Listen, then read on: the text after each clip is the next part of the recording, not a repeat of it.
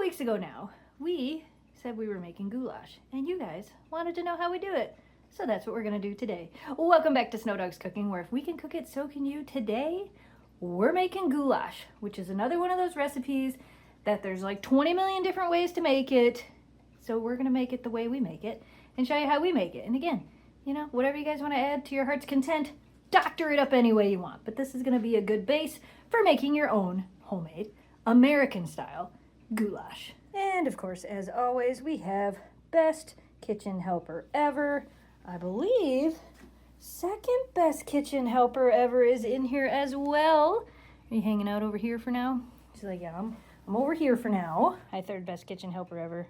I'm surprised you're on the floor and not on the couch. She's like, yeah, I'm pretty comfy right here.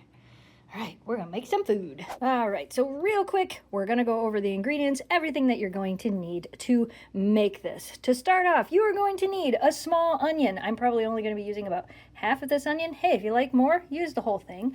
At least one green pepper. I found a pretty big one. If you want more, add 2. You are then going to need a pound of ground meat of choice. We are using just regular hamburger. You could use ground chuck, you could use ground turkey, whatever you want. Some ground hamburger meat. You are going to need a 15-ounce can of tomato sauce. If you don't know, I make my own tomato sauce. I make freezer sauce and freeze it, so that's why mine is in this container.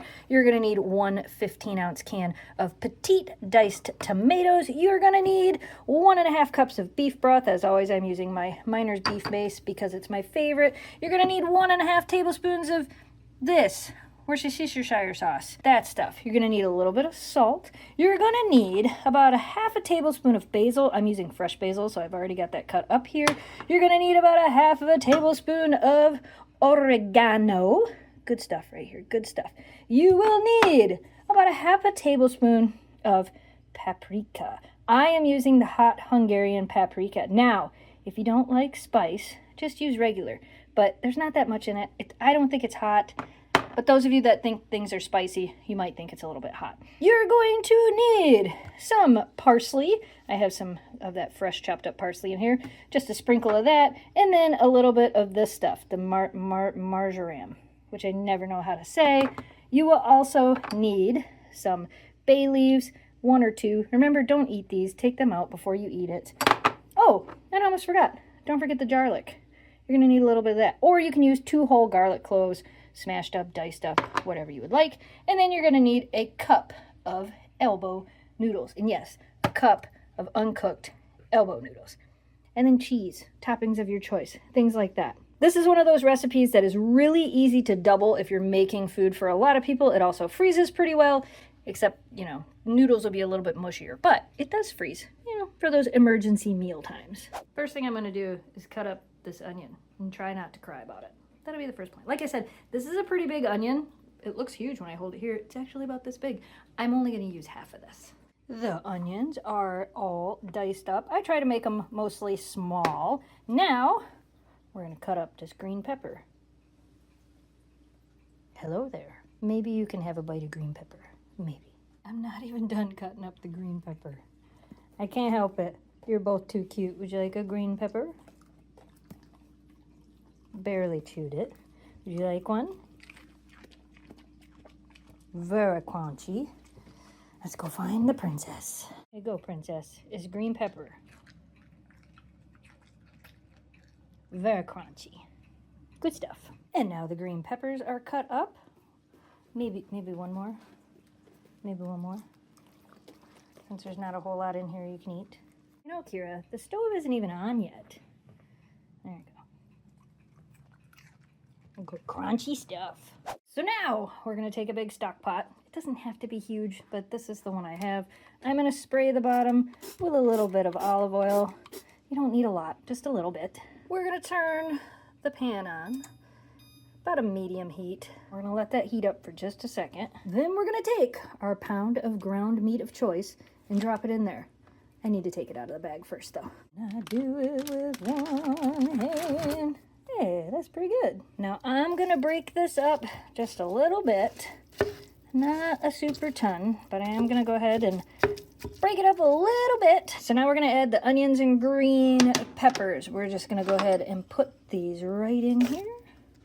There's the onions. and green peppers. And then I'm going to do just a little bit of pepper. No salt. You can add salt if you want. And then we're going to stir this up a little bit. Basically, you want this all to cook together. Proof that I added the pepper. I did shake it in here. It just didn't record when I was doing it. But anyway, added a little bit of pepper. Oh my goodness, Memphis says it's going to be a good day. The bellies is up.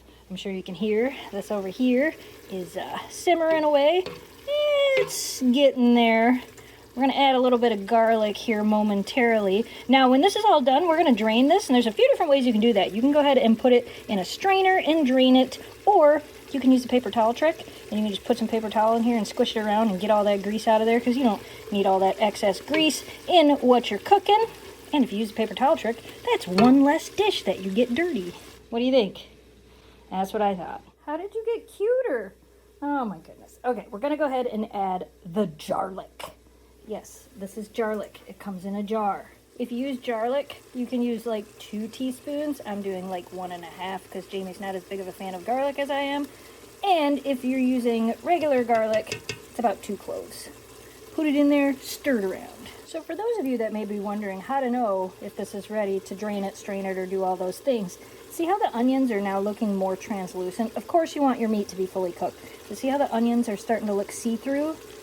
Once they're pretty see-through, that's how you know it's time to strain it. Oh, and if you're wondering what method I'm doing the paper towel method. Done it many times. Works pretty good, especially when I have a big pot like this. Just get all that grease out of there. And there you go.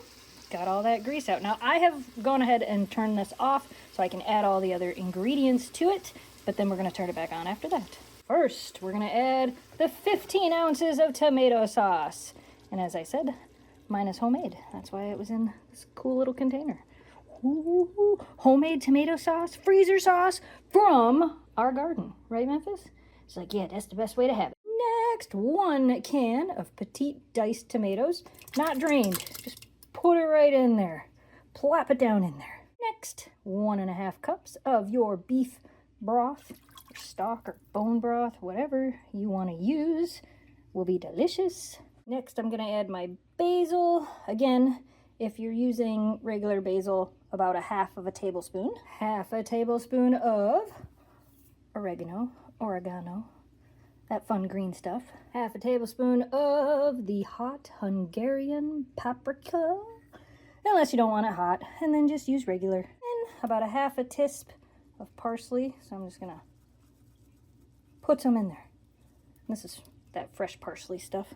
That's enough. About 1/2 teaspoon of however the heck you say this. So I'll put some of that in there as well.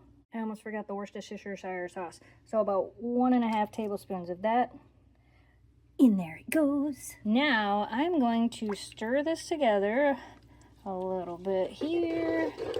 Kind of get this stirred in a little bit. And then you're going to want to add 1 to 2 bay leaves. My bay leaf is huge, so we're just going to do 1.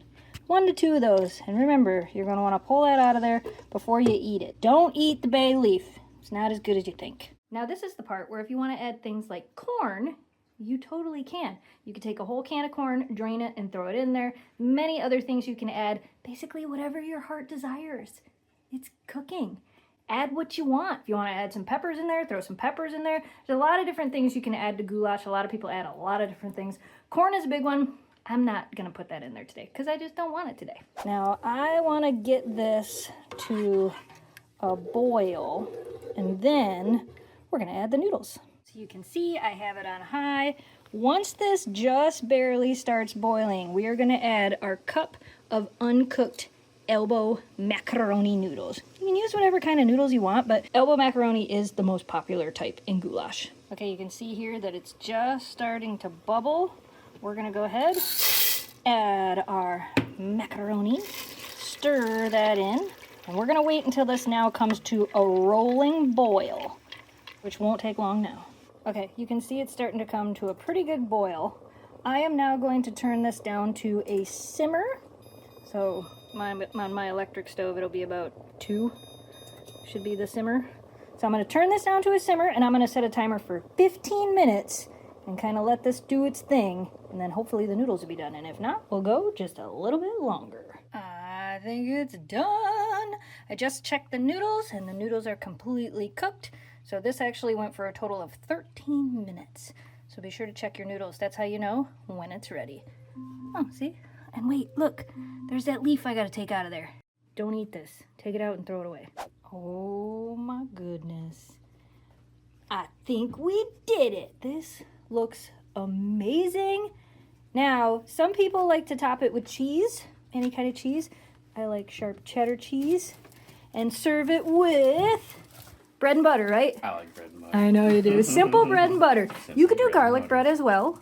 But like, I agree. I like it with simple bread and butter as well. When we used to make this at the deli, we used to sell it by the pound. Yeah. And you would get a pound of goulash and 2 slices of bread and butter. It was so good. The girls are like, oh, we like bread as well. We sure do. All right, let's get to eating. You guys saw it. If I don't do it, then we know what'll happen. They saw it too. The cheese tax. The cheese tax. You gotta pay the cheese tax. Can you wait till I put it on the ground? Kira, everything's off. I hear her little. Yeah, I did too. Yes. Hi. Would you like some cheese tax? There you go. Memphis. Memphis is like, what, Mom? Maybe. Yeah. The cheese tax. The cheese tax. Now I gotta wash my hands again. Looking good. Smells amazing. I wish you guys had smell of it. Gee, third best kitchen helper has joined the party. Finally showed back up. She's like, hey. No, you cannot have that. Nope, you can't. You like the smell of that bread too? All right. Are you gonna do the thing? Sure. Nah, I'm gonna try it first. Okay, try it first. It's hot. It is Don't still hot. burn yourself, please. I can see it steaming. Is that how you tell that it's hot? Mm-hmm. That or that it's really cold outside. Yeah?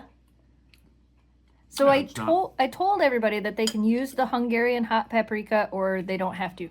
Right. Your opinion. Do you think it's spicy? There's a tingle on my tongue, but I wouldn't say that like it's maybe the same like spicy nacho Doritos or something. Okay, yep, you know? there you go, guys. There's a good. I couldn't figure out how to explain it. Yeah, it's not really that. It's not spicy, but people who are very sensitive to spicy should probably use regular paprika, I would say. Yeah.